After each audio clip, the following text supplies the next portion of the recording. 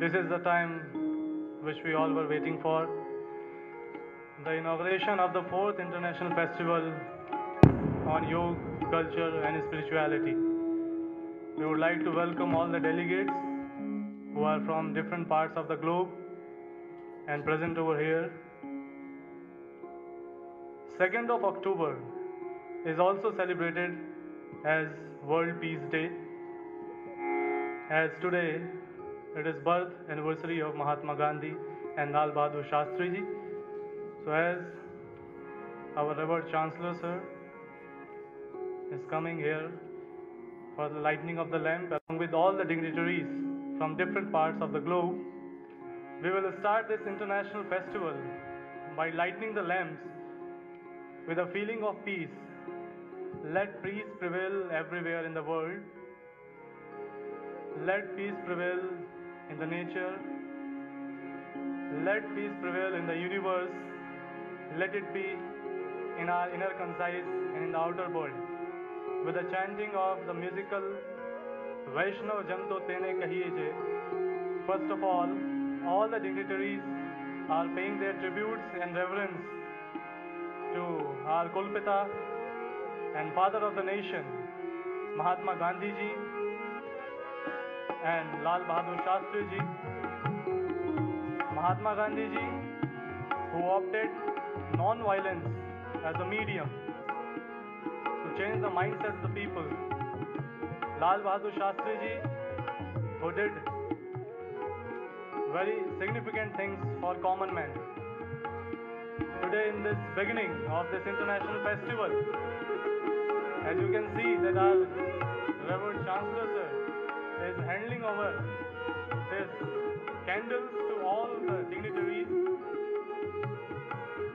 and this candle in itself symbolizes the peace. This unique beginning of this 4th International Festival at Sanskriti University conveys a message to the world that we are the flag bearers of the peace. We will spread this peace all around through the practice of yoga, culture and spirituality. All the dignitaries are lighting the lamp Agni Nide Purohitam. Let's worship this Agni with the mantra Om Agni Naya Supatharay Asman Vishwani Deva Vayunani Vidwan Yoyodhyasma Juhurana Meno Bhuistante Namauktindvidema. Let's all clap together for this wonderful beginning. On this auspicious peace day, we started with the dignitaries from different parts of the globe all together, praying for peace, for the whole universe, for the whole cosmos. And now we would like to request all the dignitaries to kindly move towards the central stage. And let's put our hands together once again for this wonderful beginning. एक बार पुनः जोरदार तालियों के माध्यम से स्वागत करें.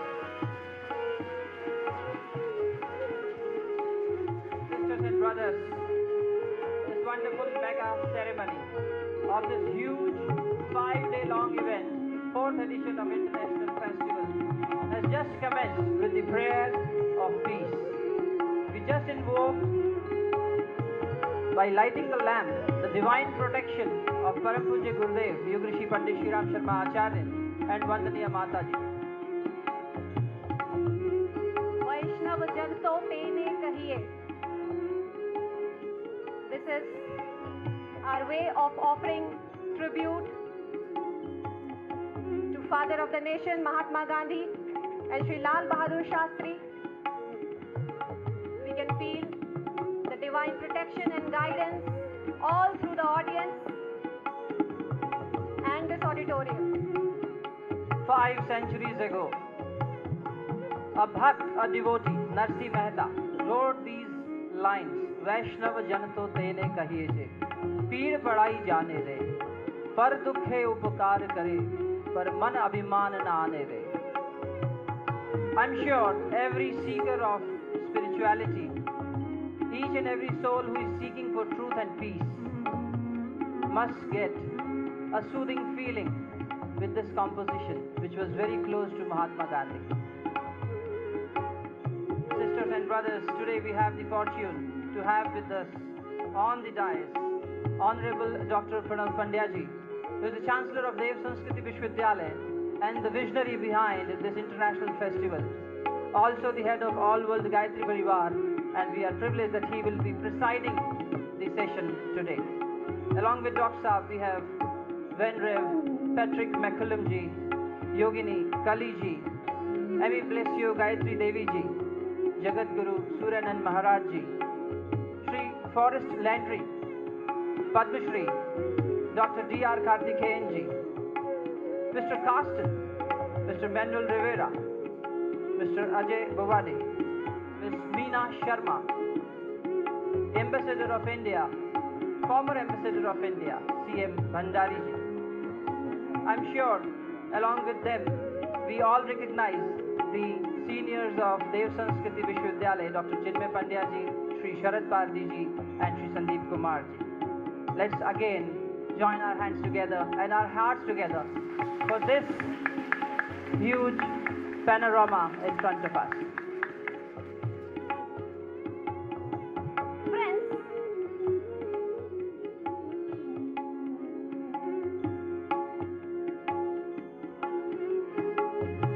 the melody is such that we want to listen it more and more, but I request our music team, and I think this wonderful composition again needs a big round of applause for all of them who played it and touched our hearts.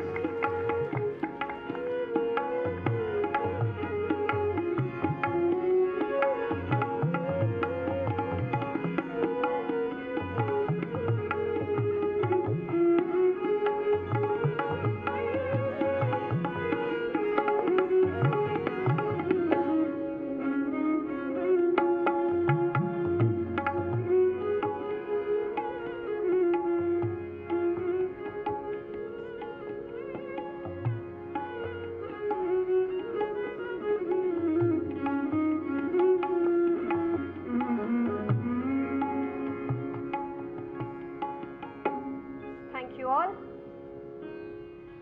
Friends, yesterday night we were looking at the sky and something strange happened. All of a sudden we observed that one galaxy has gone missing. We kept on looking, searching for it, but all in vain. We could not find those missing stars. And finally, the search came to an end today, and we took a sigh of relief. When we came to this Mrityunjay Sabhagar of Dev Sanskriti Vishwavidyalaya, we were relaxed and found that that missing galaxy of stars which we could not trace yesterday evening is actually present in this Mrityunjay auditorium of Dev Sanskriti Vishwavidyalaya. I remember my master's prophecy. He said, when you see such dignified intellectuals from various backgrounds and walks of life coming together for a spiritual cause, take it, keep it in your mind that golden days have arrived. They are not far off. When people from all walks of life, you have scientists on the podium, you have writers, you have philosophers, philanthropists, we have saints and sages who have practiced more than 4 or 5 decades in their life about various spiritual teachings of the Indian culture. When all of them take their time out, their valuable piece of knowledge out and come to share with us, definitely we can say that the golden days have already arrived. And it's definitely our fortune when we are starting this 4th international festival during the pious days of Navratri, when we all worship Shakti. So today we have our 9 representatives of these Shaktis who will be welcoming our guests. हम अपनी 9 बहनों से निवेदन करना चाहते हैं कि वे मंच पर आएं और हमारे अतिथियों का स्वागत भारतीय संस्कृति की, भारतीय परंपरा के आधार पर करें. हमारे वॉलंटियर्स, प्यारे प्यारे छोटे छोटे बच्चे, you can have a look at those small kids who are representing the 9 streams of power which we celebrate as the auspicious festival of Navadurga. To start with the welcome of the President of the session, Presiding Chair, Dr. Pranav Pandya ji, we will welcome first of all the presiding chair, and then we will proceed. इन सभी 9 दिनों में इन कन्या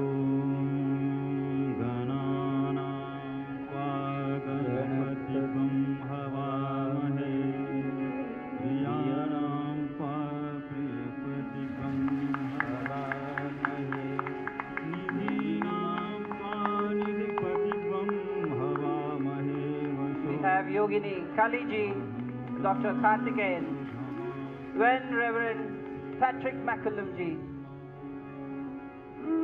Dr. Chinmay Pandya, who is coordinating the whole festival, under whose guidance we are inching forward and we have started today.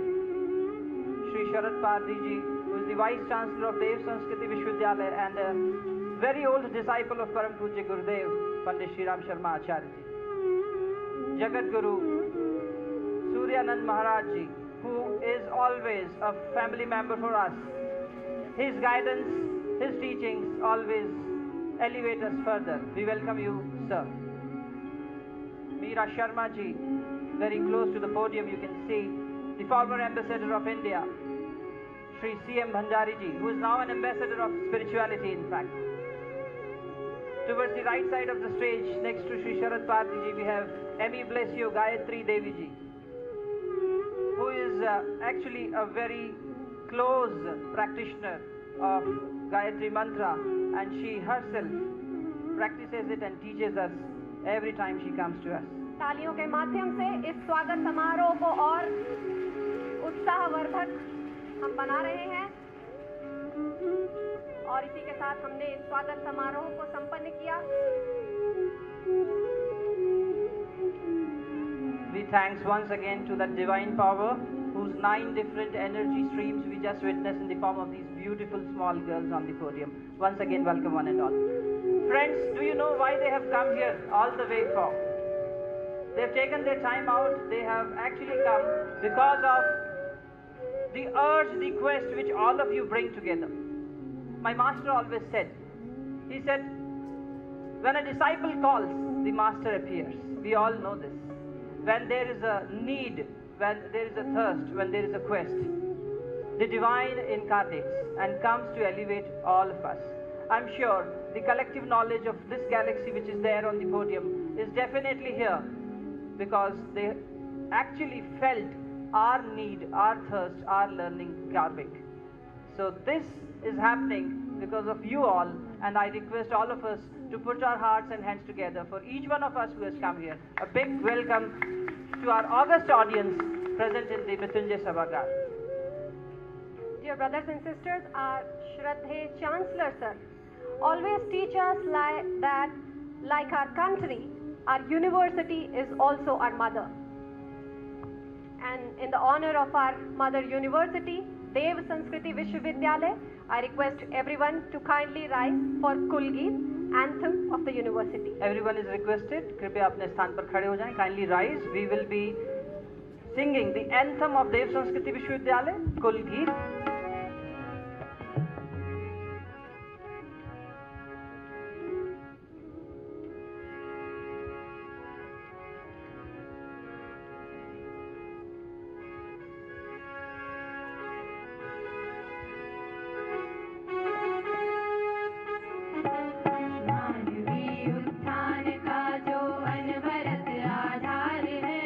मानवीय उत्थान का जो अनवरत आधार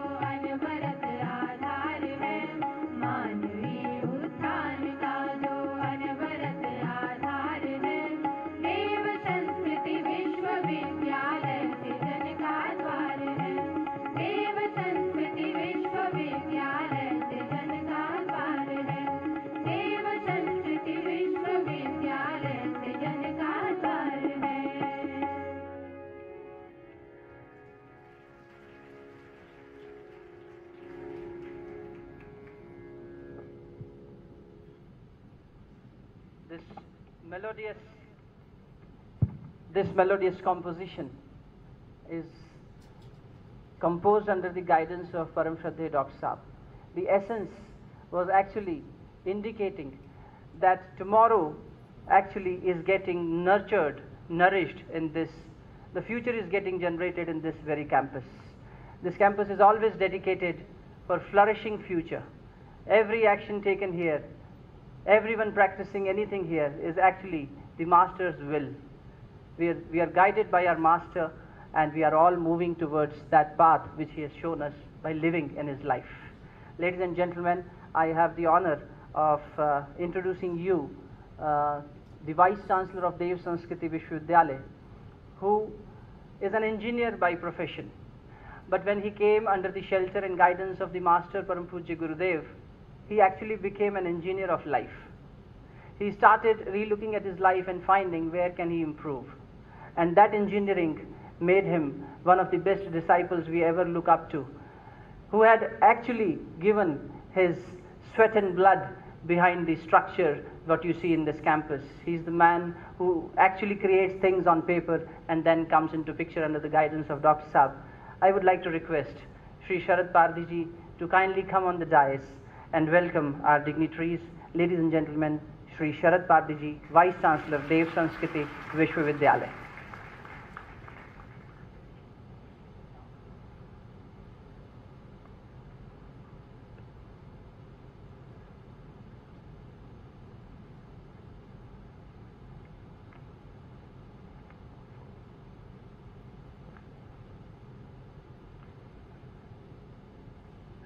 The first request is, please join me to chant Gayatri Mantra once, those who can. Om Bhur Bhuvah Swaha Tat Saviturvarenyam Bhargo Devasya Dhimahi Dhiyo Yo Nah Prachodayat. Om Gurur Brahma Gurur Vishnu Gurur Deva Maheshwaraha Guru Sakshat Parabrahma Tasmai Sri Gurave Namaha Tasmai Sri Gurave Namaha. Under the precious and pious blessings of our Guru Pandit Sri Ram Sharma Acharya Ji and Mata Vandaniya Bhagwati Devi Sharma, and on this auspicious occasion of inaugural function of Festival on Yoga, Culture and Spirituality, I am extremely happy to welcome the dignitaries present here. To cut the time short, I shall be mentioning the name of only our leader, Dr. Pranav Pandya Ji, the Honorable Chancellor of this Dev Sanskriti Vishwavidyalaya and head of all World Gayatri Pariwar. And along with him, the galaxy of learned religious leaders, respected dignitaries on the dais, and all participants present in this auditorium.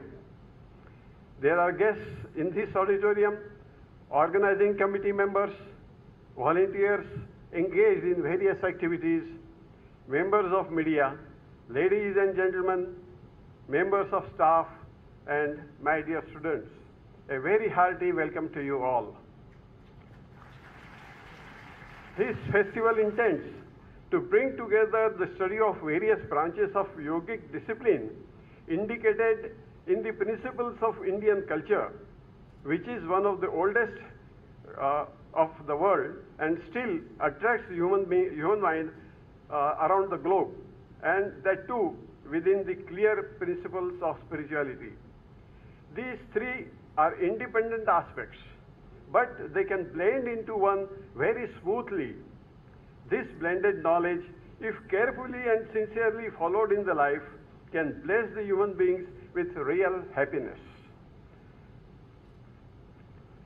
I extend my greetings to you all and welcome you all again and wish you all well. Thank you very much.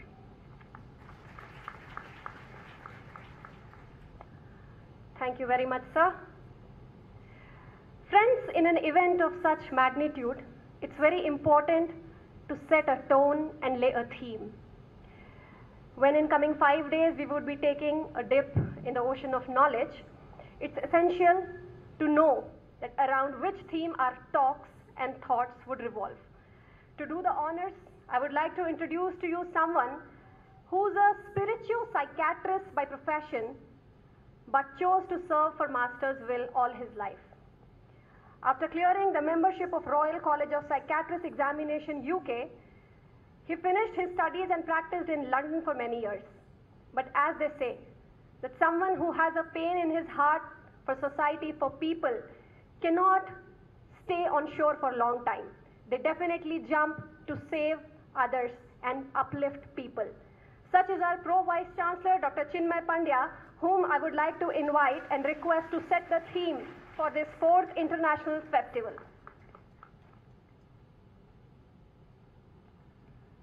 Dhanyavad. Allow me to start with the recitation of the Gayatri Mantra. Gayatri, who is considered as the divine power behind whole creation, mother of all Vedas, she teaches us to walk on the righteous path, the path of wisdom, the path of pure intellect. And she could be reached with this piece of Vedic Mantra. So those of you who are able to sing the Gayatri Mantra, please sing it with me. Om Bhurbhuvah Swaha Tatsaviturvarenyam Bhargo Devasya Dhimahi Dhiyo Yo Nah Prachodaya. In the subtle presence of Puj Gurudev and Vandaniya Mataji, I would like to start by greeting those seated on the dais, our respected, our own Honorable Chancellor, all the dignitaries present on the dais. They all are so precious, so special, so dear to us that even if I would like to name all of them, it would not be possible for me. So please accept my greetings from here, all the dignitaries present on the dais, all the delegates and participants who have traveled from various parts of the world, members of Sanskriti Vishwavidyalaya Pariwar, Shantikunj Pariwar and family. First of all, I would like to welcome all the delegates, all the speakers and all the participants who have traveled from various parts of the world to be with us, to be here in their home in Haridwar, to be with their family here in Sanskriti Vishwavidyalaya, Shantikunj, Haridwar. We proudly call this a family. We proudly call this a home, because the founder of this organization, our Guru, our father, our mentor, our supervisor, he did not call it an organization. He did not call it a sangathan. He called it a parivar. Parivar means family. So you are not sitting in the headquarters of an organization, but you are sitting in your own home with your own family members. And I am welcoming you in the capacity of your own brother. So with a warm welcome to all our family members from distant parts of the world with so many nationalities. We have 24 nationalities in this auditorium at the moment, more than 500 participants from various parts of the world. I would like to start by introducing the concept and vision of this festival, why we had this festival. And we think about having this festival, we really have to have a look around us. The phase of the time that we all are passing through can only be called historical. Mainly for the reason that the decision we together as humanity would take now would define the course of humanity. This is a historical time. This is a historical time because this is a time to decide between right and wrong. This is a time to decide between excellence and decline. This is a time to decide between comfort and contentment. And the reason why making that choice, why making that decision has become so paramount now, because without making that decision, we cannot walk blindly on the path that we have selected for ourselves. And when I say we, it means humanity. So if you look at the course of humanity in last 2 centuries or so, you would find that our progress, our growth, our development has been marked only on one parameter, and that is our scientific and technological accomplishments. There is nothing wrong with it. I have no problem with the science. The contribution of the science in our daily lives cannot be totally ignored. Our lives are full of shine and sparkle, comfortable because of the science. And I do not want to take that credit away from the science. However, if we look underneath those shining exteriors, if we look underneath those glittery surfaces, then what we would find is extremely unpleasant. What we would find that with all this development, all this desperation to get as much as possible, all with this urge to get as much money as much possible at any cost, all this desperation to satisfy our greed, we have only made our lives more miserable. We have got money, no satisfaction. We have got prosperity, no contentment. We have made huge houses to live in, but we have broken down the family system. And not only the family system, we have broken down and highlighted the concept of individuality. We have got individuals with no sense of directions. We have got families with no family values. We have got society with no social integration. Millions of rupees can give us a house, but not the sleep. Millions of rupees can give us a restaurant, but not the hunger. Millions of rupees can make a huge house to live in, but not give us the family. And that's the story of every individual. That's the story of every family on the land. That's the story of the society in general. And this happened because we provided more emphasis on comfort than the contentment. We provided more emphasis on getting external satisfaction than the inner fulfillment. So this is a time to decide between comfort and contentment. This is a time to decide between external and internal satisfaction. This is a time to decide between journey towards mortal and journey towards immortal. And the journey towards immortal is the journey of the yoga. And in this festival, we are here to offer that journey to you. We are here to offer the journey of the yoga to you. And the journey of the yoga teaches us that, before we find everything else, we first need to find ourselves. Otherwise, scenery around us would keep changing, and we will continue to remain what we are. We as human beings have got two types of natures. Part of us is so mortal, so perishable, so destructible, full of primal passions and desire. And other is so supreme, so divine, so pristine. And the journey of the man from this lower apparent existence to this higher supreme divine consciousness is the journey of a yogi. And this festival, our goal is to provide that journey to you. And this is remarkable that this festival is happening on the day of great remembrance in India. It is happening when we are talking about inner fulfillment, yoga. When we are talking about external fulfillment, culture. When we are talking about holistic fulfillment, spirituality. And it is happening on the day when two pioneering souls, Mahatma Gandhi, pioneer of truth and non-violence, Lal Bahadur Shastri, pioneer of social servantry, were born. So this festival is also a fitting tribute to those legendary souls. And this is happening in the premises of Dev Sanskriti Vishwavidyalaya, which was a vision of a saint, scholar, seer, divine being, Pandit Sri Ram Sharma Acharya, who was a living embodiment of yoga, living embodiment of culture, living embodiment of spirituality. So I urge you that you are here for International Festival. You would go through many sessions. You would go through the sessions of Gyan. You would go through the sessions of Vigyan. You would go through the sessions of Anusandhan. You would go through the sessions of Sankirtan and Sanskriti. But please also feel the air that has been given to us by Pandit Sri Ram Sharma Acharya, our Guru. And we hope that you came here as a delegate, you came here as a participant, you came here as a speaker, but you would return your home by being a family member. You would return home by being a member of this Parivar. So with those anticipation, with those feelings, with those emotions, I shall give break to my word. Thanks for listening to me. Once again, thanks a lot to Dr. Chinmay Pandya ji, who has actually set the thread moving. And now we can weave around this with various pearls of wisdom. And sisters and brothers, today, when we are celebrating the World Peace Day, when we are remembering the great legendary souls, and when we are starting a voyage towards the inner contentment, we will have the privilege to listen not only to the eminent illuminaries on the dais, but also learn through their experiences. To move on, allow me to introduce the first pearl of wisdom in between us.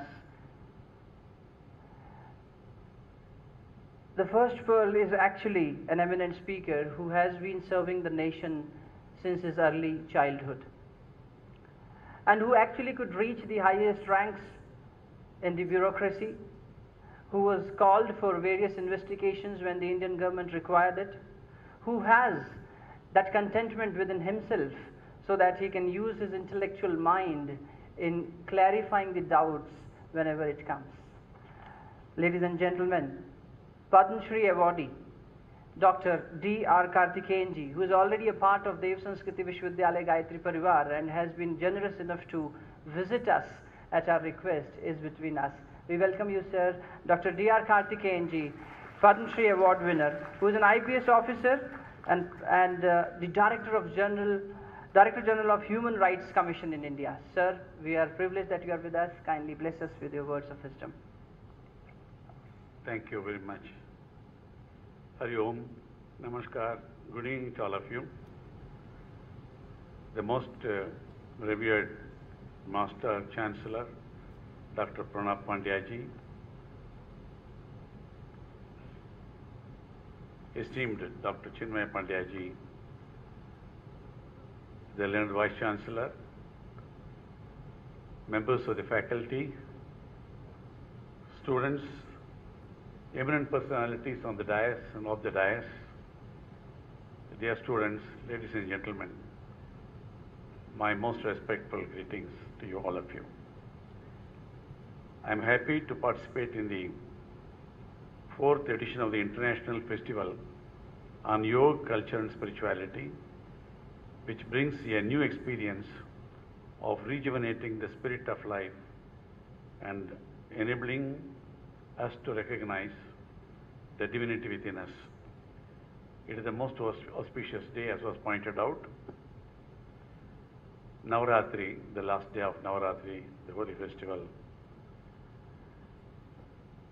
And what a coincidence also. Within a short time, under the inspiring leadership of Dr. Pranav Pandya ji, the university has an established global presence in the field of the yoga, Vedic sciences, ideology, Indology and allied subjects. We should begin with paying our tributes and gratitude to the great saint, Yugrishi Gurudev, Pandit Sri Ram Sharma Acharya ji, whose vision of establishing the scientific basis of the yogic disciplines and spirituality resulted in the establishment of this great, unique Dev Sanskriti University. Gurudev wrote 3,200 books in his lifetime. Amazing. The conference is being held on the sanctified campus of this university at the foothills of the Himalayas, in the vicinity of the Holy Ganges.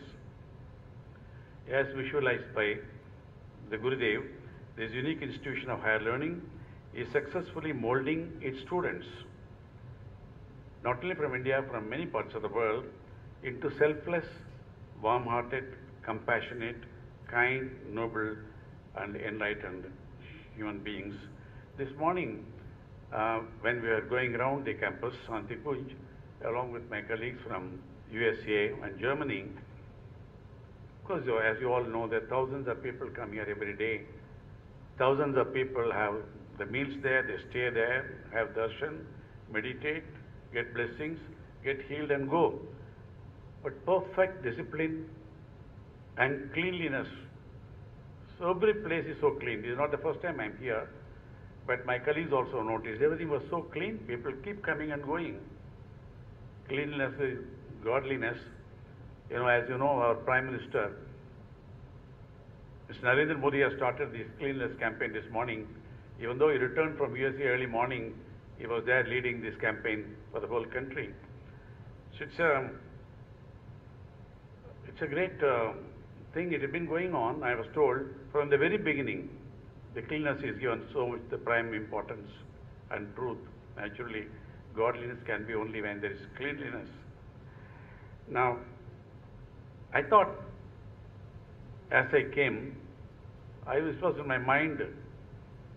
Today also happens to be my birthday. So Dr. Chinmay ji insisted I should be here. And I was here. And they were kind enough to organize a very unique Havan, which myself and also my colleagues from USA and Germany, we were really inspired by the way the whole thing was done. Last night we had Ganga Arati there, we had Snan, Ganga Snan, and all in this country are fighting with life because some organ or the other have failed, waiting for organs to be donated. And you know, there's, when we leave the body, ultimately everyone has to leave the body. The body goes, we either get cremated, burnt or buried, is the only way. So I said, why not we start a campaign today in front of all of you. I want to declare, whenever the soul leaves my body, all parts of the body which can be used should be used for others. So the declaration, I want to donate my all organs of the body because there are so many fighting for life. Blood donation is there, which is going on. And you know, more than the largest number of blind people in the world are in India. And most of them can be restored by eye donation. Because eye donation I have declared already. I only want to say, think of it, just reflect on this. Why not when we go out? Even then, you know, whether you are rich or poor, whether you are learned or not so learned, whether you are a good or a bad person, makes no difference. But each one of us, God has given us the capacity to serve few others even after the life has left the body. What a greatest gift of God is to each one of us. I am told 7 organs of the body, 7 people can be saved by our organ donation, and 40 people's lives, quality of life can be enhanced. So I thought I should make this public commitment. I'll be sending a message to all my relatives. 3 weeks in a month I stay. We're in mostly hotels. So I think I will write to all the general managers of the hotels. When the life goes, I don't know when it will go, but don't waste time. Immediately inform the hospital concerned so that, you know, within 6 hours, I think the organs have to be harvested. Sorry for this aside. So this global conference has many objectives, noble objectives like expanding and extending the life, learning spiritual therapies for holistic well-being, striking harmony within oneself. As Dr. Chinmay Pandya was telling, what is happening to our family? There is no harmony between our body, mind and soul. Increasingly, there is no harmony within the family. The number of divorces are increasing, not only in the West, it is happening in this country also. Because of, see, all this, you know, restoration of the human values, universally accepted human values. Mere education, mere technology, mere degree, capacity to earn living or create, you know, instruments are not enough. We must be made into better human beings. So this holistic education is being given here. It's an amazing university because you see everyone here, I've been seeing them last couple of years. They are creating better human beings, perfect human beings, with a want to serve people. See the politeness, the culture, the courtesy, the care, each one of us, whether it's, so such type of universities must come up. And so I commend it. I compliment all those students and their parents for choosing such a unique institution for higher education.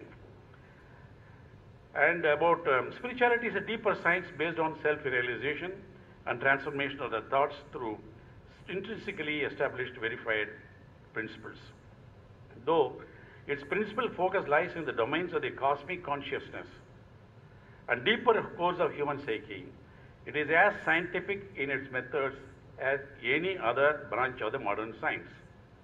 In spite of the advancement of technology at this age, the spiritual disciplines are not being subjected to the rigorous scientific investigations which often make skeptics question the success of yogic principles.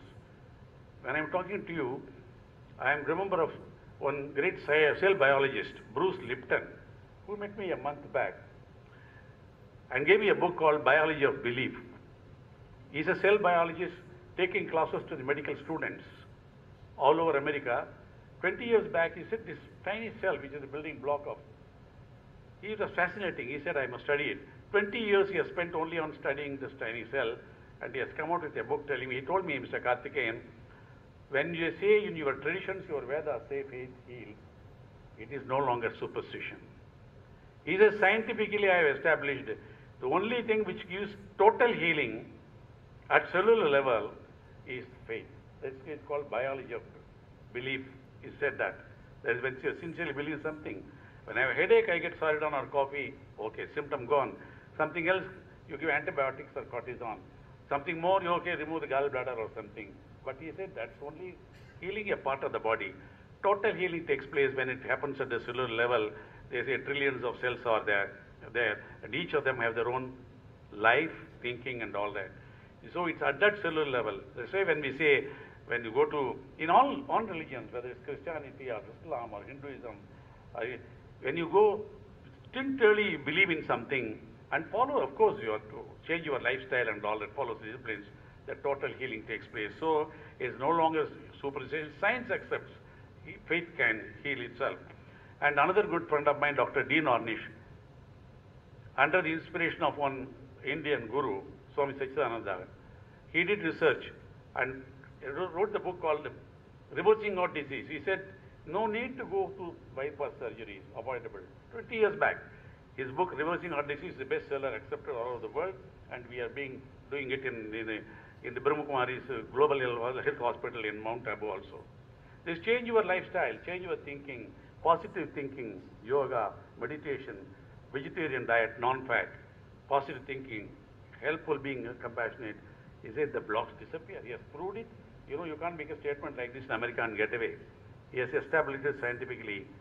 So, all our age-old beliefs are being revalidated because if we want science to do that. Now, a couple of years back he said, one's DNA also can be changed in one's lifetime. You don't have to wait for generations to come. He has come out with a book called Spectrum. He says, again, changing the lifestyle, positive thinking, yoga, meditation, simple, non-fat vegetarian food, and all that. He says, one's own DNA gene can be changed, one's own lifetime. So, initially yoga was concerned with only mind over the body, but later the importance of body was recognized and certain practices evolved in Hatha Yoga tradition to overcome. Now I must again go back to, I had a long meeting with Mr. Narendra Modi just before he became Prime Minister of India. A long meeting. I asked him, running a state as Chief Minister is a full-time job.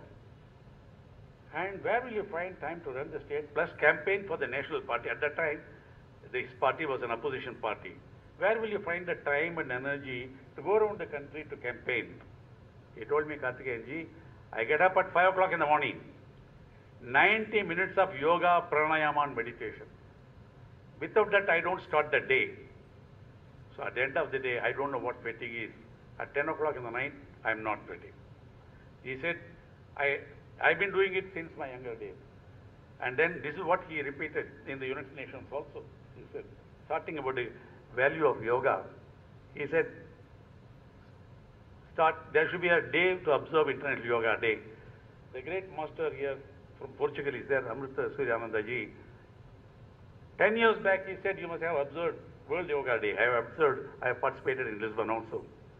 And 2 years back in Sri Ravi Shankar Ashram in Bangalore, we all joined a declaration again, resolution. Dr. B.K. Sayangas was very much there. Baba Ramdev was there, he was there. I also, a small man, I was also had to put a signature. We sent it to the United Nations. Now, the Prime Minister of India, who is elected with vast majority, first time after so many years, he made this in the United Nations General Assembly, observe a day as International Yoga Day.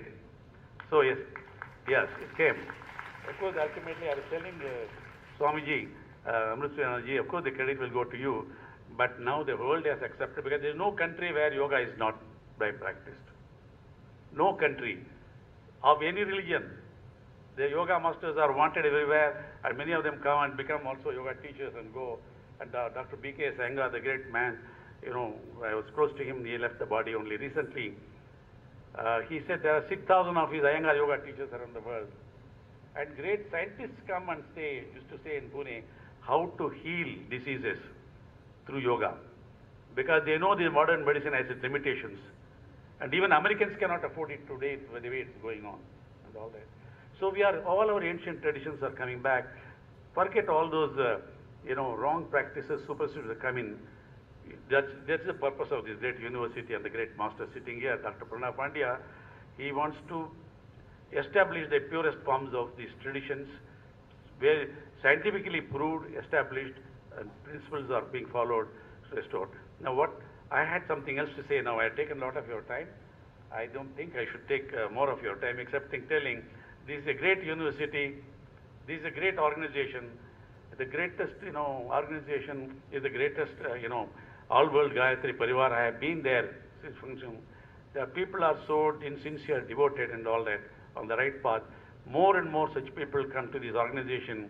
More and more students come to this university, and these people go out. They will act as, sources of the right way of thinking and living. And thank you, Master. Thank you, sir. Thank you, Chancellor. Thank you for the wonderful doing you're doing. Now the time has come. It is proved by the Prime Minister's statement in the General Assembly of the United Nations. And he was observing Navratra fasting. 10 programs a day, 5 days. He was full of energy. People are admiring from where does this man get energy? Divine, but practices.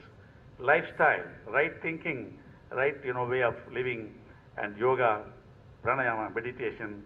So he has proved at the world stage that there is scope for all of us. Let us start even from today, the teachings of these people, create a better world for us, our family, and for ourselves. Thank you. Namaskar.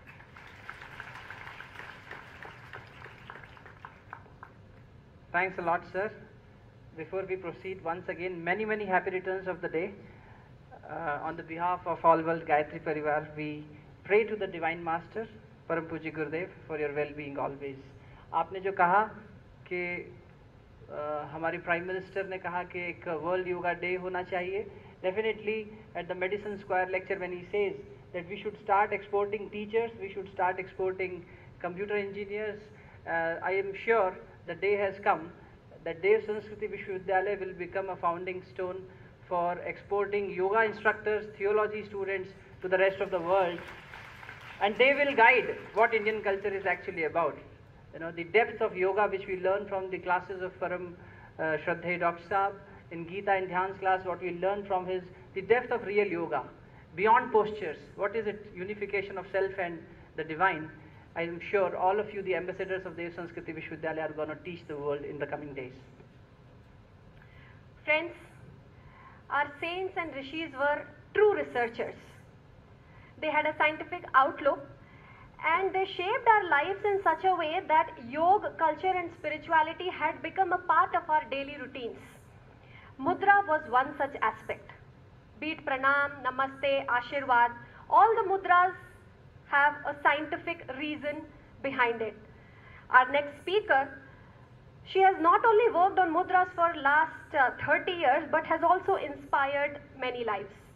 Guided by Kriyavati Siddhi, she has been teaching a complete method of yoga that includes over 1000 has mudras and asanas and pranayams. Let us all welcome Yogini Kaliji for her words of wisdom.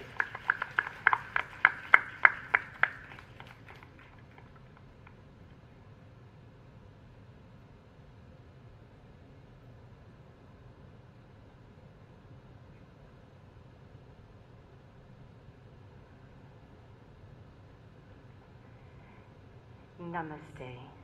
I'm very happy to be here on this auspicious occasion of the 4th festival that's honoring this great culture. And I give many thanks to the Gayatri Pariwar for providing this opportunity for us to share different rivers of knowledge and come together one ocean of knowledge. My respects to Guruji, Pranavji, thank you so much. And to Chinmayaji, thank you for this invitation. To all the dignitaries, and to our Vice Chancellor, Sri Shariji. Today I've been asked to give a topic, to speak on yoga. And there's so many different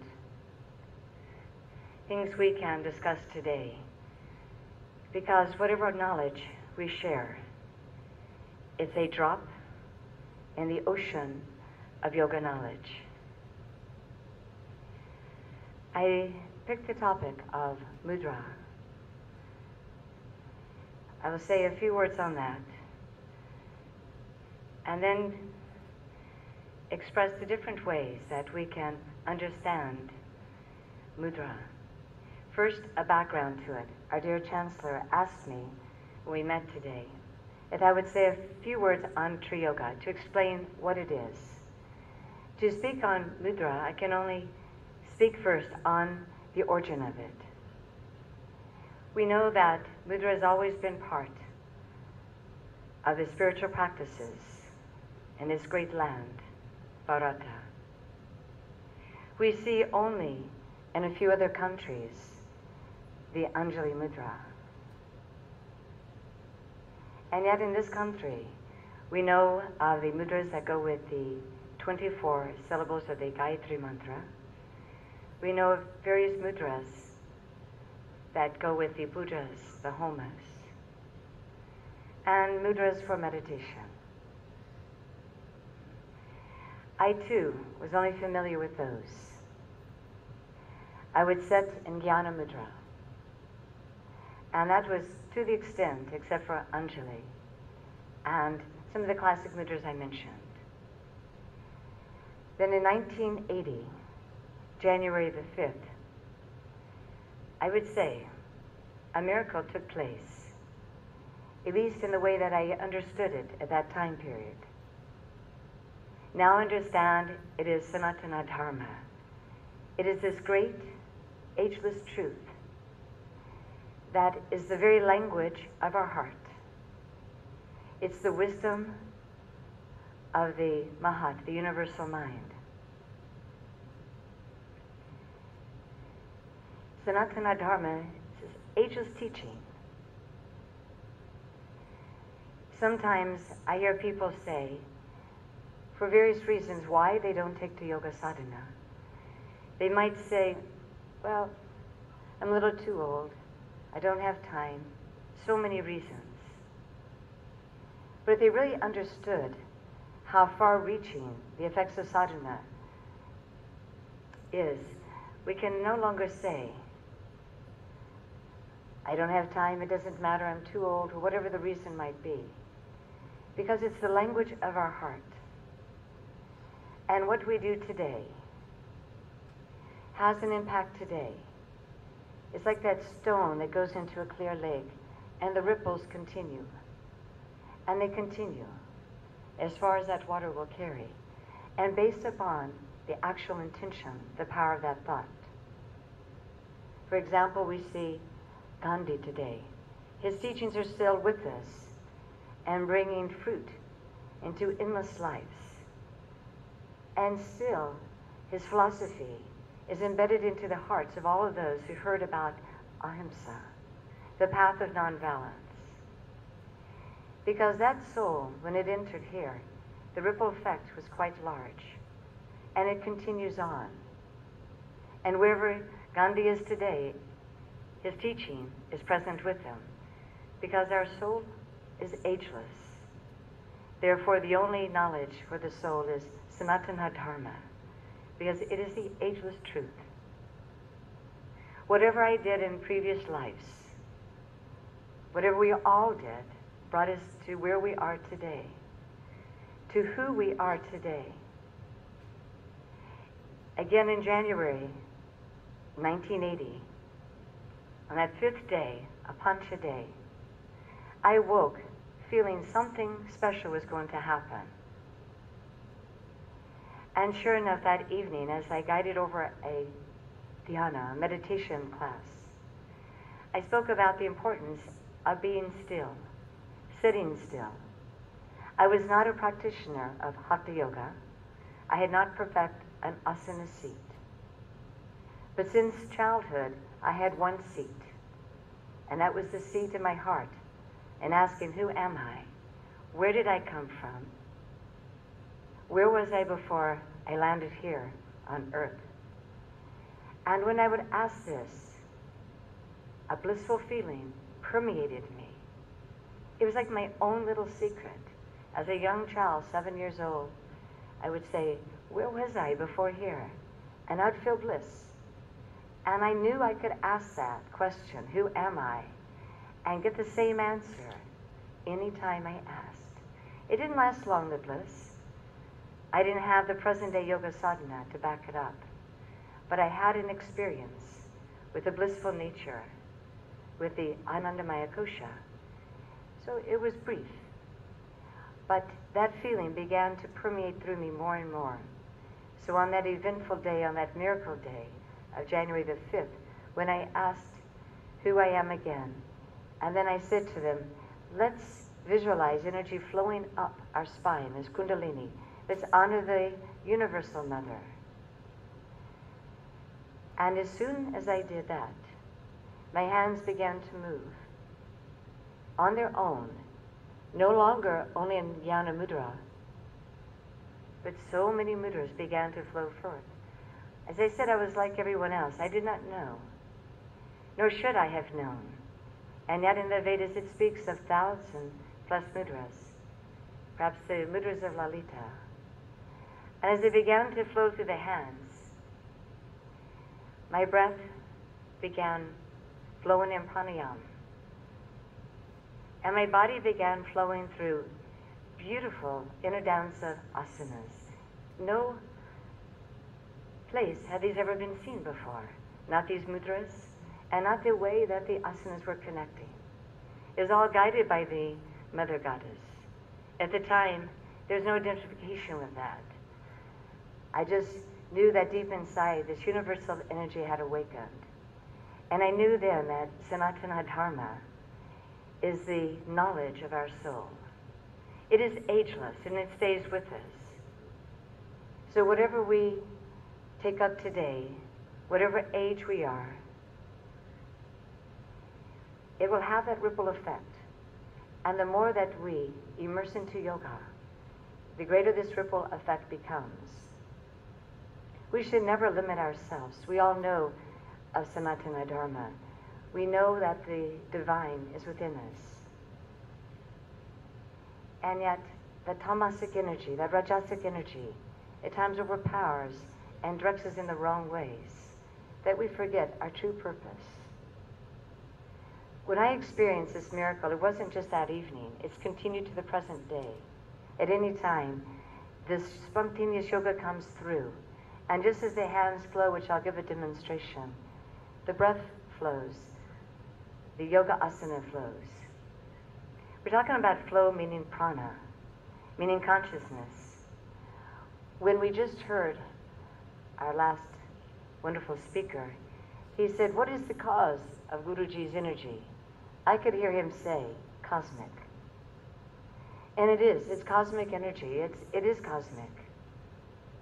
It is a divine cosmic state. We know there's only two great aspects in this creation, and we know it is Purusha, consciousness, Prakriti, energy. Both of these cosmic principles, and all yoga sadhana is to awaken this energy inside to experience our cosmic state. So that answer, we can say, oh yes, asana, pranayama, mudra, we can give many different names and forms, but it comes from this cosmic source, ultimately. And it is our duty to embody this ageless truth.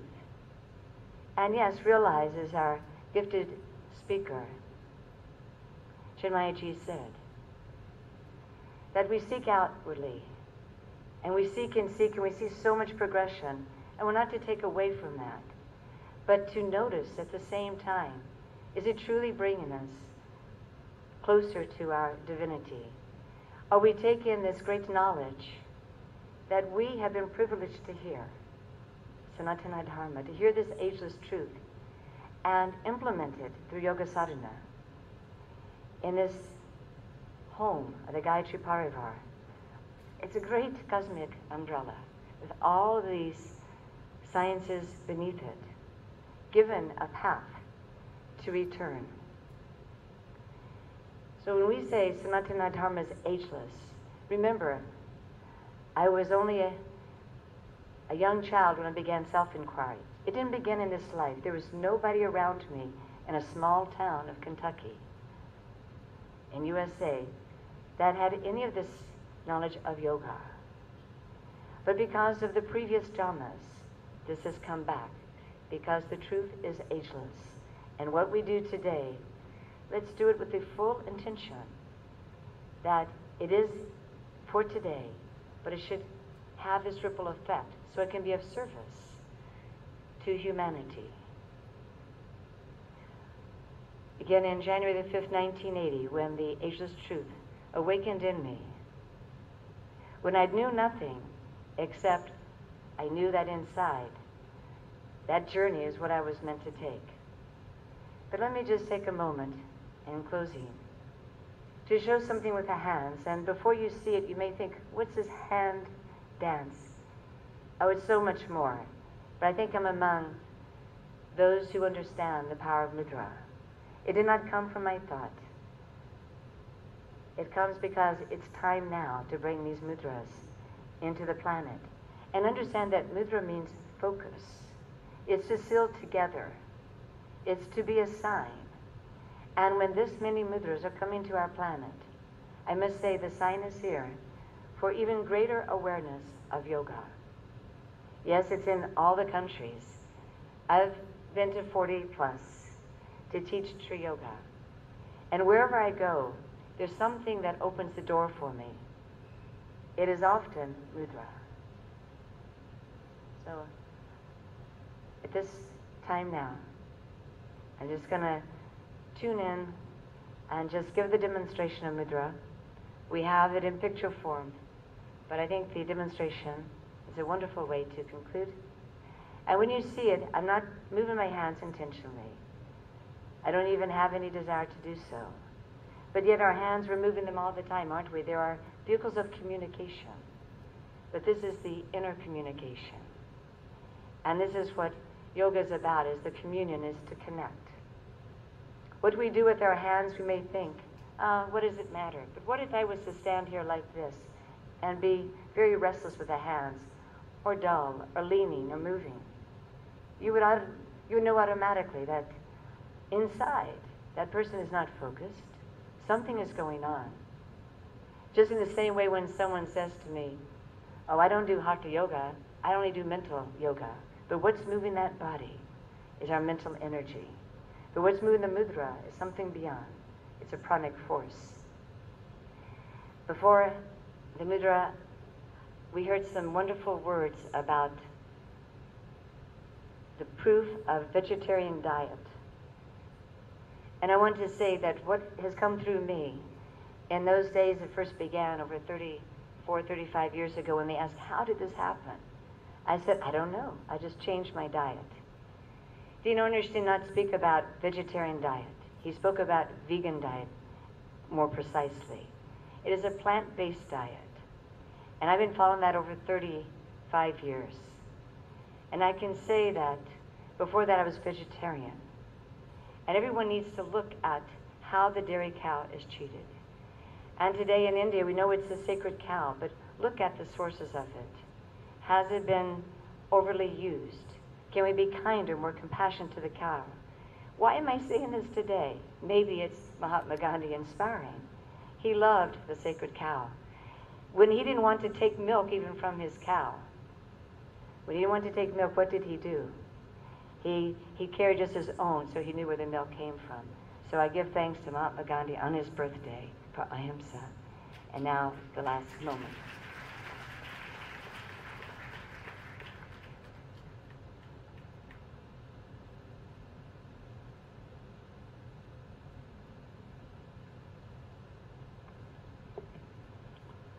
योगिनी काली जी हमें हस्त मुद्राओं के द्वारा अंदर से संवाद कैसे स्थापित करें अपने अंतःकरण से, inner communication, which is the real essence of yoga.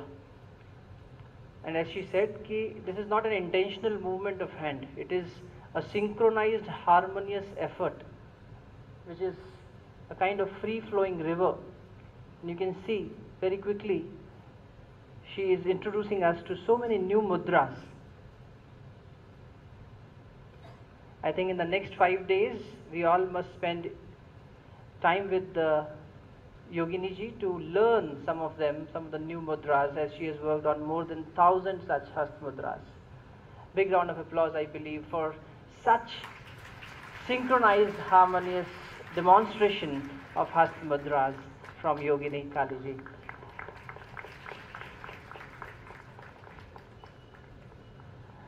As she said, that she is always enjoying a seat within, which first started from the dialogue of "What am I?" And that's the first title Param Pujya Gurudev wrote in his writings of more than 3,000 books. The first question he asked is, "What am I?" And I think that's every seeker's beginning of a big journey. Ladies and gentlemen, the last speaker before we will be hearing the presiding note from Param Shraddha Dr. Sahab today with us is actually a messenger of peace in himself. Imagine a soul who decides to become a warrior, an advocate of peace, and start moving on the lines of teachings of various sages like Mahatma Gandhi, and come out with various metaphors to express to the rest of the world that how important is peace in today's scenario. This will be very interesting to know that the next speaker, Ven Reverend Patrick McCullum, has his unique way of expressing the metaphor of peace. Sir has been traveling throughout the globe, and recently, in this very year, he was in a very big congregation of 150,000 monks, which came together and said that he should be the ambassador of peace for them, for all the Buddhists, and he is a Mahatma Gandhi Award winner 2010. I think that's a very good coincidence that Ven Reverend Patrick McCullum, sir, who will unveil his metaphor of violin with us, a violin which has traveled in the last 2 years throughout the globe and has become a messenger of peace. I would now like to request Ven Reverend Patrick McCullum, big round of applause for sir, to kindly come forward and express his blessings to us.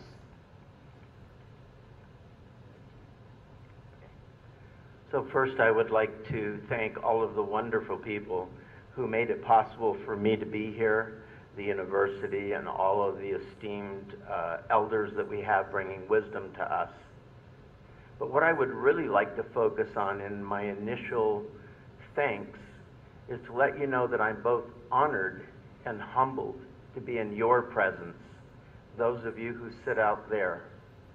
And the reason I'm humbled is because each and every one of you carry within you a divine spark in your heart and your spirit, and it is only those sparks kindled into a flame and joined together that can illuminate the possibility of peace and a future for our world. And so I thank you for being present and for learning what you're learning about how to connect mind, body, and spirit together to become one. For this message, which originates in India, I believe may very well be the message that can save our planet. I'd like to talk a little bit about stories and metaphors and why I think they're really important, because they're the foundation for everything that we do. If you think back, every single action we take originates with a story that was shared with us. Perhaps a story by our parents that tell us what we need to do to be safe, the wisdom of the great sages and the saints of our times, the written wisdom of all the sacred texts that we follow and that we find wisdom and comfort within. And so as I go around the world, I have to tell you, and I'm sure many of you feel this, I know those honored members behind me feel this, my heart hurts. My heart hurts. I cry to see the discord and the damage, the war and the turmoil that's taking place within the world. And I've spent a great deal of time trying to decide what could I do that would be different to show the world that there is a way that we can all come together. What story could I tell that would bring people of different faiths and spiritualities and those who do not have faith or spirituality, and those from different cultures, and those from different places. How can I bring a story forth when everyone in a different culture says that my story is not the story? We can learn the story we're all following today, and we can go to a different place and it's not their story. I realized that the one difficulty with stories is they have a tendency to originate from the place where the story began. And in every story that we carry today, there are those within the story, and then there is the other, those who are not in our story. And what we need is a universal story, a story that touches the hearts and spirits of every human being, so that as we come together, they can see the sacredness in one another instead of seeing the difference in one another. So now I'd like to share with you a very special story and a journey that I took myself. I sat one day and I was meditating on the idea of what story could I present that I could take all around the world and share. And the voice of the Divine Mother spoke to me. And she told me to make a violin. Now, if I were a violin maker, this would be an easy story for me to follow. But I am not a violin maker. I have no idea how to make a violin. I never made one before, and I knew nothing about it. And then she said to me in her divine voice, "Do not learn how to make a violin. Just make the violin and I will guide you." So I began with what should be in the violin, what should it be made out of? What would make it special? How would it connect with world peace and bringing people together? And I was involved in helping in a war in Africa where two tribes were fighting with one another for a very long period of time. And I was successful in bringing peace between them. And they gifted me with a piece of wood, simply a block of wood. And the wood was from a sacred tree that they played sacred music for 1,000 years with. So I brought that piece of wood home, and I just drew a violin on the piece of wood and started to carve it with no idea what I was doing. Then I had a piece that was the back of the violin, but no other piece of the violin. Then I helped Native Americans, the indigenous people in the United States, with a conflict with our own government where they wanted to bulldoze their sacred places. And we were successful. And they took me into the forest and they introduced me to a tree. And I had told them the story that I was going to make a sacred violin, but that I didn't know how to make it, and that I had been gifted a piece of wood from Africa. So they took me to this tree and they said, "This tree has a voice. This tree carries the voice of peace."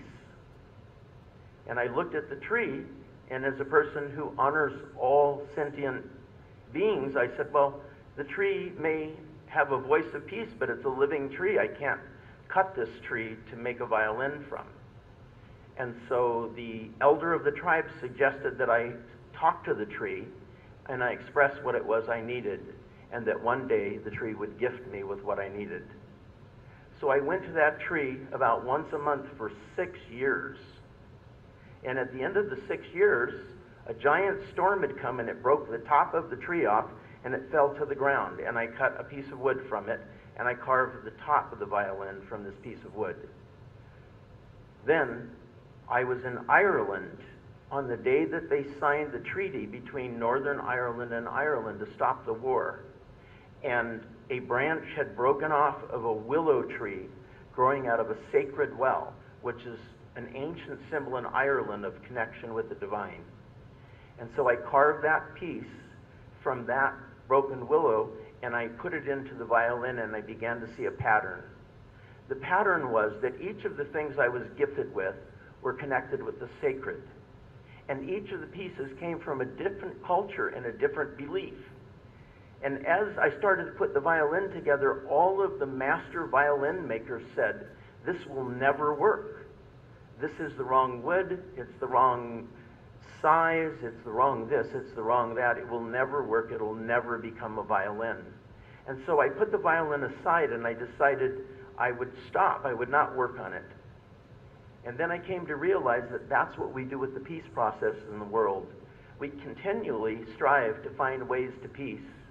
And then when people tell us it can't happen, or when we try to make it happen and it doesn't go well, we set it aside.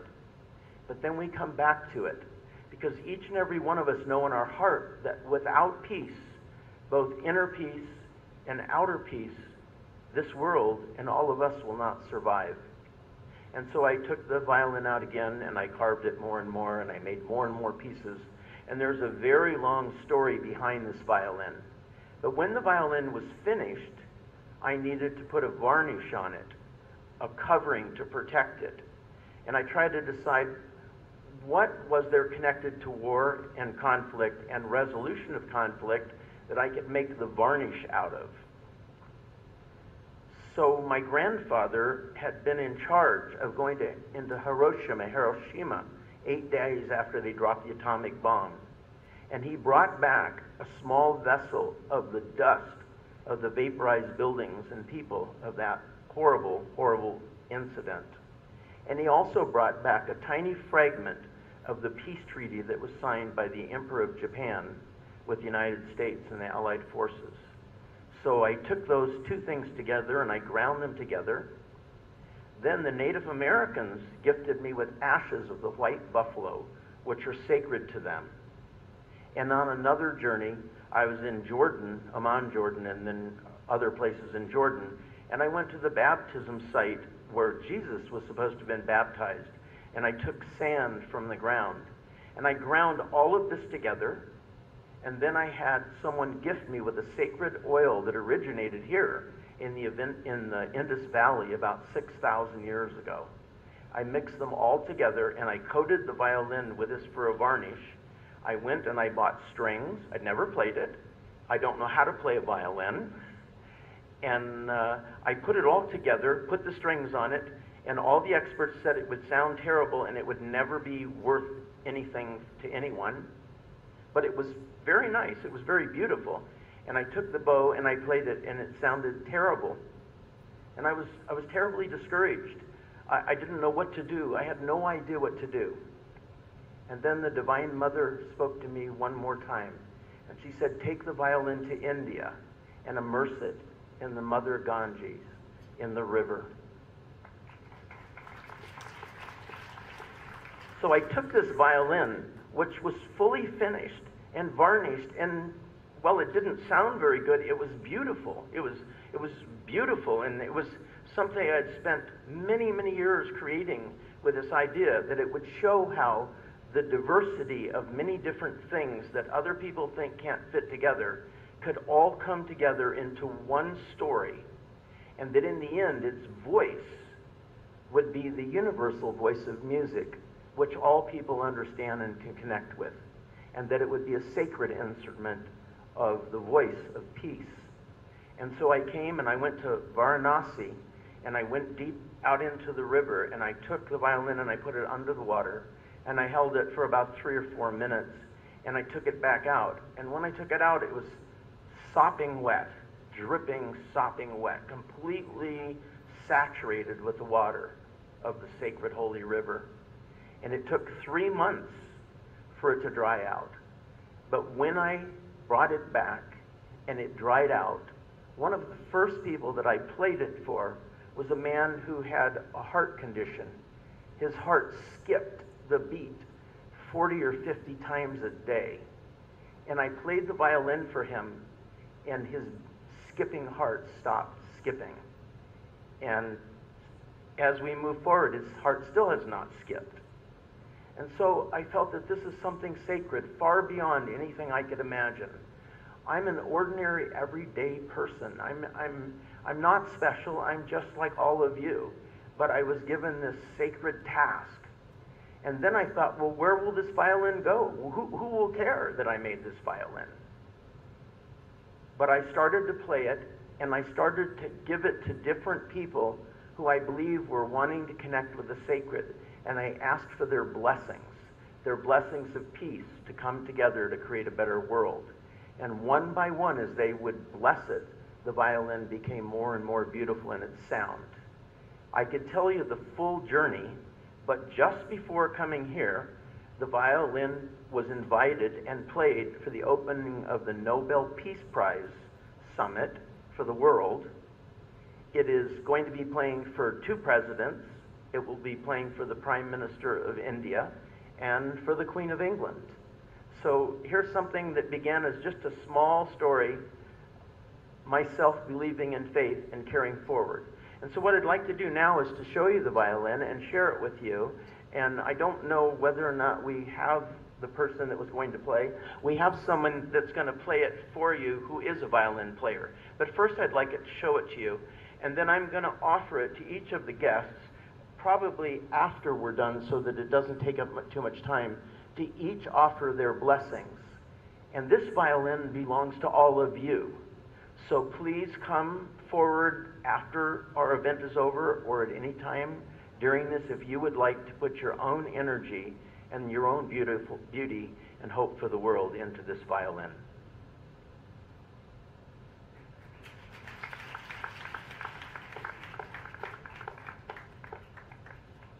Ladies and gentlemen, I think this deserves a warm round of applause. When Reverend Patrick McCullum जी ने एक शांति की यात्रा जब शुरुआत करी और कैसा एक सुंदर एक शांति का सिंबल हमारे लिए बनाया, हम सब के लिए इतनी खूबसूरती से उन्होंने अपनी इस जर्नी को हमें बताया कि कैसे मदर डिवाइन ने उनसे बार बार इंस्ट्रक्ट करके ये वायलिन बनवाया है. इसमें हिरोशिमा नागासाकी के वहाँ के मिट्टी जुड़ी है और नेटिव अमेरिका के पेड़ जो कि ट्री ऑफ पीस है उसकी आवाज़, उसकी खाल उन्होंने ली, उसकी शेल, उसकी शाख ली और उससे ये सब चीज़ें बनी. और फिर क्या हुआ, ये बजा नहीं. Lastly when he was heart broken कि ये बजेगा कि नहीं, द इनर वॉइस केम कि इसे माँ गंगा में डुबो के लेकर आइए, वहाँ से पवित्र करके लाइए. जब वहाँ से पवित्र किया, आपने भी हमें बताया कि 3 महीने लगे इस वायलिन को सूखने में और उसके बाद जब ये बजने लगा तो ये शांति का एक संदेशवाहक बना.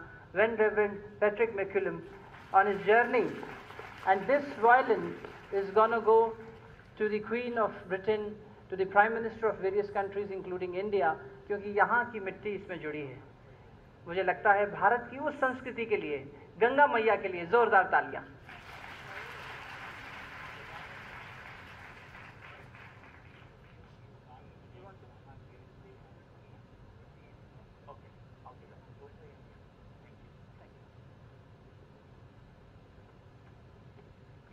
Thank you so much, sir. Now, introducing our next speaker. It's always an honor. And today, virtually, I have grabbed this opportunity from my co-host. Way back in 1964, when Master Param Pujya Gurudev, Pandit Sri Ram Sharma Acharya envisioned that there should be an educational institution which can create, which can produce men of great character, commitment and conviction.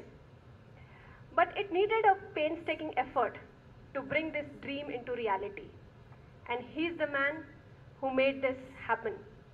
He's the one who always inspires and motivates us, all of us here, to surrender and sacrifice ourselves in the lotus feet of the Master. I also remember that when way back in 2010, first international festival was about to happen and we coined this idea, how the whole system was moving and we were under open sky for the first festival, and today we all are here sitting under this world-class auditorium. It's all his effort and his conviction which has brought all of us here today. He has addressed parliaments of world religions and a House of Common Lords, House of Lords. He is an MD gold medalist, Chancellors of Sanskriti University. We would like to invite Shraddhay Dr. Sahab for his presidential address.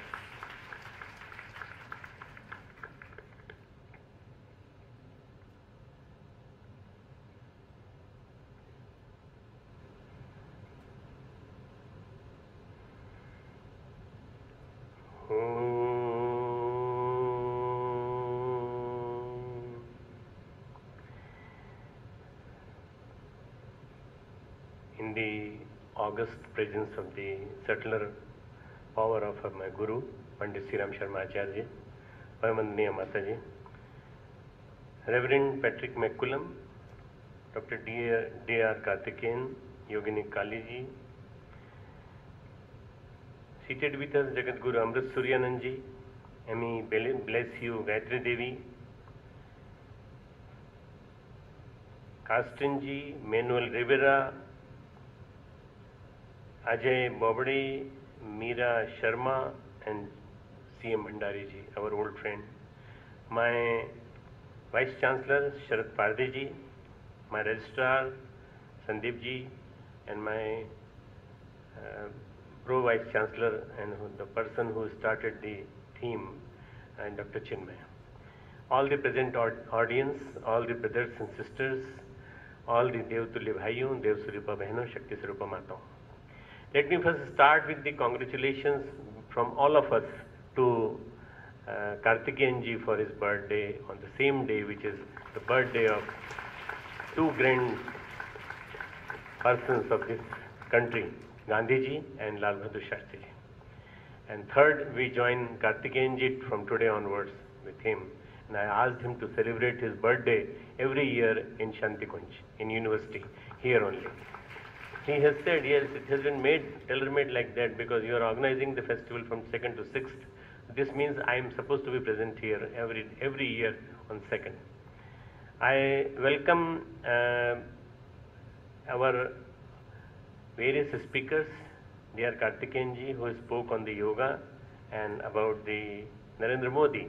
He told about the Prime Minister, his yoga and the energy which he gets through the yoga, which keeps him afresh.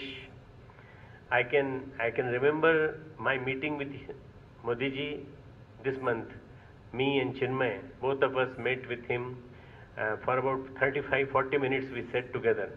Earlier I used to sit with Narendra Modi about 1 hour, 2 hours when he was Chief Minister of Gujarat, and earlier than that when he was just a simple RSS Pracharak. Then we used to sit for 2 hours, 1 to 2 hours, and we used to talk in detail about the destiny of this country. I knew that this man has got something, this unique, this something which has got dormant in this, and when this will just get in size and big, this will definitely bloom and this will bring virtues to this country, our country. And my prediction to many people whom I told about Narendra Modi came true when he became Prime Minister of this country.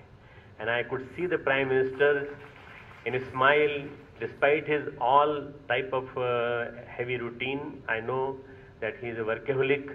He gets up at 5 o'clock, sleeps at 9:30, and doesn't take anything very solid, very heavy in the diet in the day. And can you imagine, for about 9 or 10 days, because going and coming from USA to here must have taken much more than 9 days, he has not taken anything except the lemon and the water.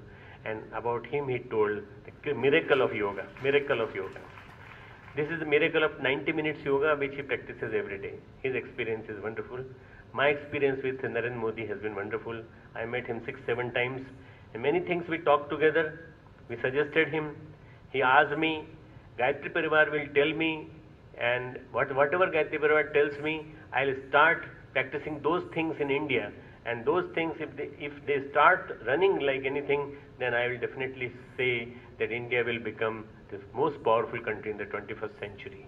So I believe in the words of power of our Prime Minister, and I feel so because of his capacity to do it. He has risen from a very small being to a very big person, and I hope that he just brings in 10 years a very clean India. He has started the movement today. A very,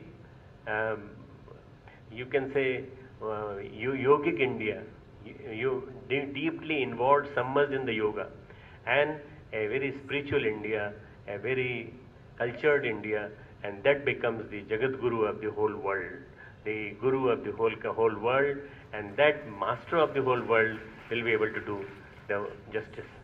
Karthikeyanji, after Karthikeyanji, we had Kaliji. Kaliji told us about various mudras, and I have guided thesis of one of the person, Amrit Guruvendra, and his thesis was under me for 108 mudras.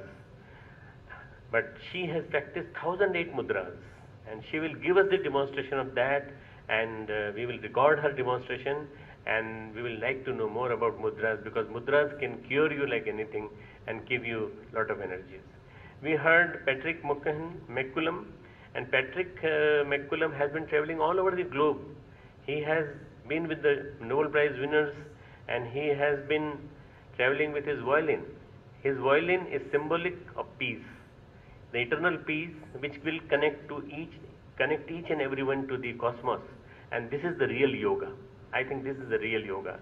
Violin has become the symbol of yoga, and this will connect each and every being's heart, because perhaps Patrick must be knowing it, that the anahat nad, which comes from here, heart, that comes through the music sound, the consonants, the vowels which we speak, they don't carry that power as the power of the violin carries. And that violin, whatever it brings out, it will definitely unite the whole world, and it has brought already the whole world here in the form of 200 delegates seated here. This is yoga. Bringing all of us together is yoga.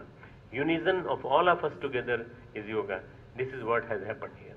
All of you, and I welcome all of you on behalf of my university, on behalf of this particular, I being the guardian of this particular university right now, looking after this university for the last 12 years, I presume that we have been successfully doing this festival, yoga festival.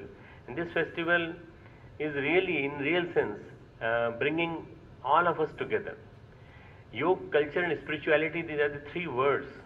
And when we talk of yoga, culture and spirituality, the yoga is unison of microcosmos with macrocosmos.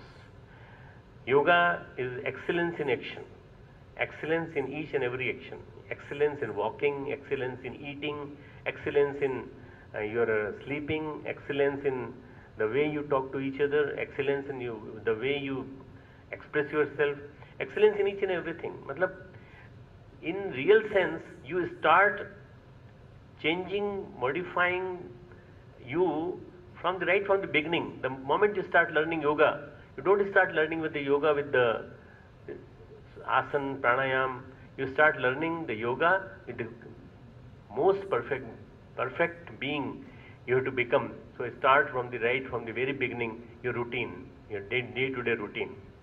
That includes time management, that includes stress management, that includes management of your resources, that includes don't waste anything out of your body, out of your psychic body, out of your spiritual body.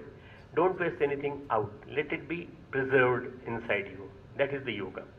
Yoga which I have understood, I have read the Yoga Sutras, and I have been teaching my students, my teachers, my staff members, various things about yoga. Yoga which I understood is something which is in real sense the bridge to the superconsciousness. Bridge to the superconsciousness. And this particular yoga has been manifested in the form of various forms of the asanas, the postures, the mudras, which Kaliji told us, and the pranayama, all these things. These are all important. These are all important. For cleansing processes are important. But the yoga's main theme, main philosophy has to be understood that yoga means to unite, unison. Yunjante iti yogaha. That which unites the two things, the Atman with Paramatman, is yoga. If you understand that thing, then basically the yoga is understood. So that is what we will be focusing at in next 5 days. And I hope that on this day of Mahatma Gandhi's birthday, Lal Bahadur Shastri, our Prime Minister, a very, very simple and very noble spiritual Prime Minister, we will definitely take an oath to adopt that yoga in life, which brings in us the best possible vibrations, positivity in, negativity out. We take the positivity in, we take the negativity out. Let us start from this small thing to today only. And if we start this, then we start our yoga. Our yoga starts from that. The vibrations should be changed. You see, we are living in a world, when I see around me, I see lot of negative vibrations. I see a lot of pollution in the atmosphere, and that pollution is not merely the pollution of the stratosphere, thermosphere, ionosphere. And that is not merely the pollution of the air, water or earth. That is the pollution of the souls, with pollution of the mind, pollution of the thoughts. This pollution has to be countered. And this pollution can be cured only by yoga. And that yoga is perhaps one which we are going to discuss. Culture is something which is very unique. The word culture, perhaps you must have thought of that, the culture, why culture has come in this concept as yoga, culture and spirituality. Culture means sowing the seeds of the qualities, good qualities in your soul. When you sow a seed in the earth, it gives multiplications. It gives from one seed to 1,000 seeds, millions of seeds. And when you sow a seed of goodness, excellence in your own soul, then you become much better being. We want a better world full of better citizens, and world full of better citizens will become only when we adopt culture.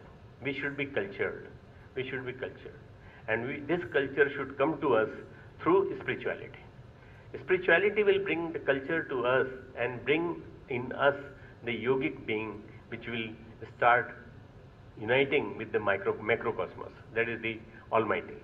This particular concept has to be understood by all of you, and I hope that in next 5 days we all will be discussing about this in detail.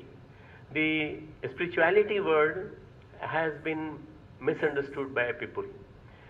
Spirituality means the inculcating good qualities, ideas, virtues in our day-to-day life.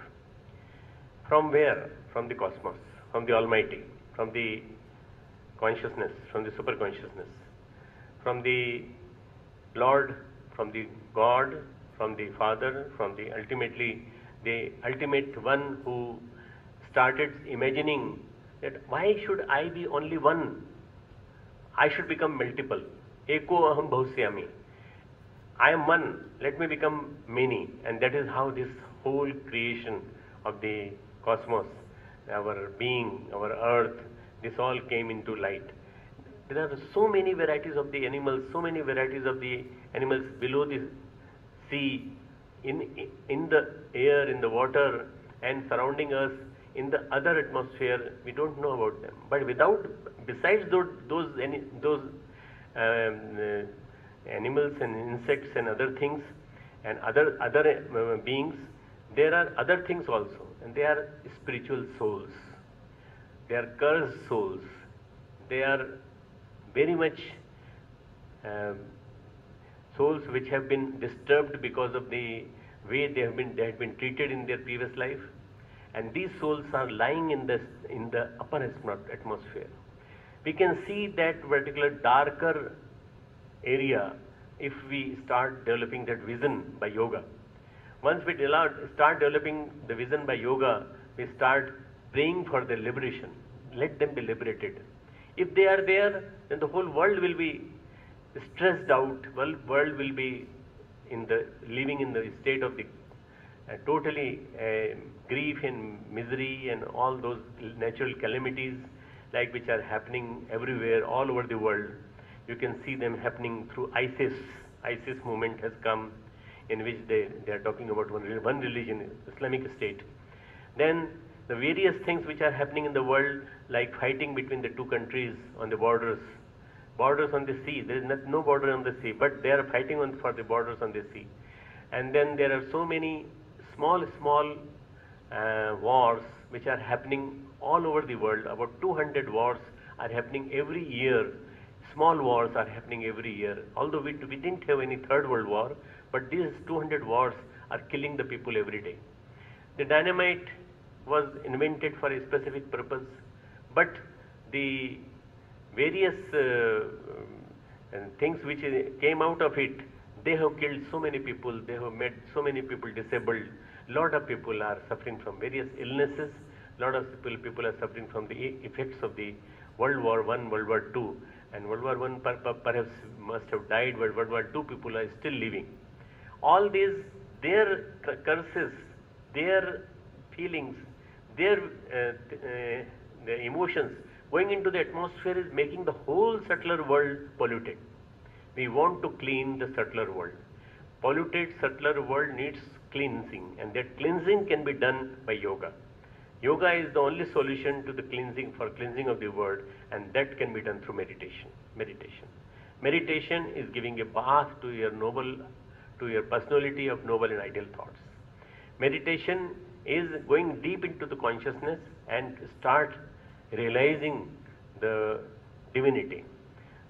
Meditation is something which makes you a perfect being. Meditation is something which makes your consciousness closer to the supreme consciousness. And meditation, I have practiced varieties of the meditation, more than 100 varieties of meditation I have practiced, and I have seen that these meditations, they change the person. They just modify the person. My students who are seated here or not seated here, or those who will be listening to this lecture later on, they have seen themselves the change undergone in them. They have seen the modification which has undergone in them by the various varieties of the meditation. Meditation on the early morning rising sun, meditation on the lamp. You see, we lighted so many lamps, but a single lamp is there, which is struggling to survive. Can you imagine this particular lamp, that this is struggling to survive? Can you meditate on this particular lamp? This is your soul. If you start imagining this is your soul, and we will struggle, we may deviate here and there, but we will never extinguish let ourselves be extinguished. This is particularly the message which comes from the various meditations. Meditation is something which is, in real sense, a cleanser of our mental garbage. We are living in a garbage-oriented society. And that mental garbage which we are collecting today in each and every sphere of the life has to be cleaned. Today, whole India is cleaning the country because of the day being closer to Swami Mahatma Gandhi, our father of nation, and our Prime Minister has started the movement. This cleansing is outer cleansing, but the inner cleansing is done by meditation. So let us start our World Yoga Day for inner cleansing. The inner cleansing should start with that process, and let all people start inner cleansing. If we start do the inner cleansing, then gradually the whole world will become of superhumans, noble souls, those conscious people, those people who will be full of love, compassion and empathy, sympathy, and immense affection towards each other. Then there will be no wars, there will be no fight, there will be no struggles, there will be no unnecessary statements coming out from anyone. And ultimately, this yoga has to become all over same, and to unite the whole world. Ayam nijah paroveti ganana laguchet sam udar charitanam tu Vasudhaiva Kutumbakam.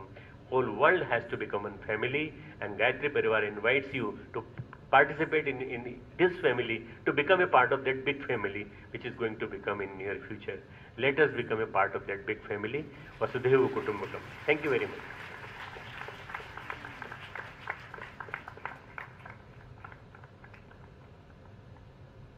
Thanks lot परम श्रद्धेय doctor साहब, जैसा कि आपने हमें मार्गदर्शन दिया, अपने आशीर्वाद का अभिसिंचन हम पर किया कि कैसे अंदर की यात्रा को, अंदर के शुद्धिकरण को ही योग की वास्तविकता कहा जाता है, और आने वाले समय में इन 5 दिनों में हमें नेगेटिविटी बाहर फेंकनी है, पॉजिटिविटी अपनानी है. That is the yoga sutra which we should at least start practising from right now. No negativity inside us, all positivity. Sisters and brothers, the torch is lit, the fire has been kindled. And we pray to Almighty that the coming 5 days fill us with purity, enlightenment and bliss. And the people who will make this happen, almost all of them are present here on the dais. We would kindly request our team to please proceed with the felicitation ceremony. We would like to request Param Shraddhay Dr. Sahab to kindly start the felicitation process. Sir, Shraddhay Dr. Sahab will felicitate Patrick Maculum, Venerable Patrick Maculum, the ambassador of peace in between us. I think the round of applause must continue to go on. We have with us Yogini Kali ji, and Param Shraddhay Dr. Sahab is requested to kindly felicitate Yogini Kali ji. And we bless you. Gayatri Devi ji is with us. We have been privileged to have with us Gayatri ji earlier also. Param Shraddhay Dr. Sahab is going to felicitate Gayatri Devi ji. Padma Shri awardee Dr. D.R. Karthikeyanji, who blessed us with his spiritual wisdom today, is getting felicitated. Ladies and gentlemen, let's join our hands together. I request Forest Landry to kindly move up to Param Shraddheji and receive the token of appreciation, the memento on behalf of Shantikunj and Sanskriti Vishwavidyalaya. This is a remembrance, the literature of our Gurudev and the memento. We have with us Jagat Guru Amrit Suryanandji, who always blesses us with his presence, an advocate of peace and yoga throughout the globe. Jagat Guruji, we are privileged that you are here. Thanks for coming. Carsten Oraman has travelled from Germany. It's been a long travel for him. Mr. Carsten Oraman, we request you to kindly come forward and receive the token of appreciation. A warm gesture on behalf of the Gayatri Pariwar to Carsten Oramanji from Germany. Manuel Rivera is with us. Mr. Manuel Rivera, thanks for being with us. I request Param Shraddheya Dr. to kindly felicitate Manuel Rivera ji with the memento of the 4th International Festival and the literature of Param Gurudev. Mr. Ajay Bovade, I request you to kindly come forward to take and receive this token of love on behalf of all World Gayatri Pariwar. Meera Sharma ji is with us, who is a psychologist. I request Meera Sharma ji to kindly come forward and receive a token of love, peace and sincerity. Our own very beloved CM Bhandari ji has come with us again, and I request Param Shraddheya Dr. to please felicitate CM Bhandari ji.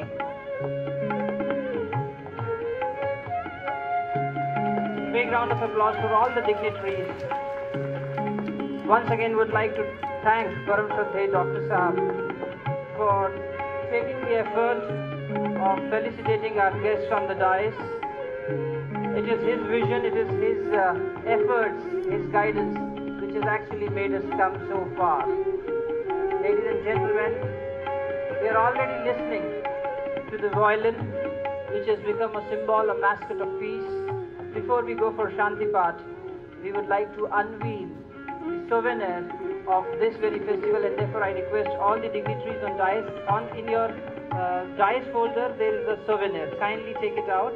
And I request Param Shraddheya Dr. Sahab to unveil the frame of Param Shraddheya Dr. Sahab is requested to unveil the frame as well, along with Karthikeyanji, Patrick McCullum-ji, Yogini-ji. Param Shraddheya ji is actually unveiling the frame, and we all have the first copy, first cut and razor of the souvenir, which will carry the memories of this festival with all of you. Sadhak, the title is Varenyam, treasurable knowledge, which is worth acquiring and keeping and practicing. Varenyam is the theme of the 4th International Festival souvenir. We request. We also have 2 special unveilings happening right now. Our very own, our very beloved Ghulam Askari Zaidi ji has written a book, Oasis Elixir of Yoga. It's a combination and compilation of poems on yoga. So I request Param Shraddheya Dr. Sahab and the rest of the team members to kindly unveil the book Oasis Elixir of Yoga by Ghulam Askari Zaidi ji. Along with this, we also have our very respected teacher of acupressure, Dr. Amritlal Gurvendra, and his companion Gayatri Didi. They have written a book, Antar Jagat Ke Jharokhe. 2 of the books by the faculty members of Sanskriti Vishwavidyalaya. Day of pride and honor for all of us. I think they deserve a warm round of applause because their efforts have always taught us how to proceed. We thank one and all on the dais for the unveiling of 3 special things: a literature compilation in the form of a souvenir, where we have the guidance on yoga, culture and spirituality, a book on Antar Jagat Ke Jharokhe, and a poem collection on yoga titled Oasis, the Elixir of Yoga. Thank you one and all. Thank you one and all. Kindly take your seats before we proceed for the Shanti Part ceremony. As we said, we are all in the campus of Shantikunj. This is an extended campus. Today is the Shanti Day, World Peace Day. We have the ambassadors and mascots of Shanti here. We are having a Shanti violin with us, and now is the time for the Shanti part. That part which actually gives the soul a blessing, a touch, that Shanti is your journey. All of us should start invoking this Shanti and try to be as close as contentment as possible. The Shanti which is there, the peace which is there in that universe should come to me, and it should reside in me even in the difficult situations. On the violin, on the peace violin, we have the Shanti part, the special ceremony. Let us all join in this Shanti part.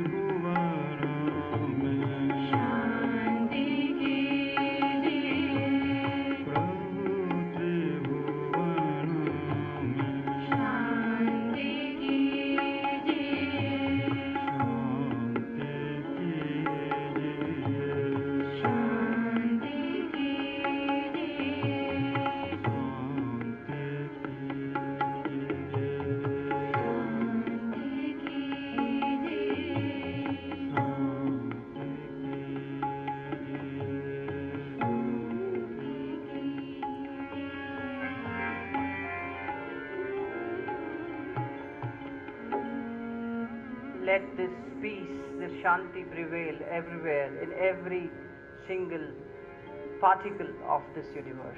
That was the essence of this beautiful composition, very unique of Gayatri Pariwar, the Shanti Path. Ladies and gentlemen, before we pay salutations to the Divine, I would like to request you to kindly stay tuned when the dignitaries will leave the auditorium. We will be joining them later, and you please stay back. In the evening, after 1 hour from now, we will have a grand lamp ceremony, a Deep Yagya.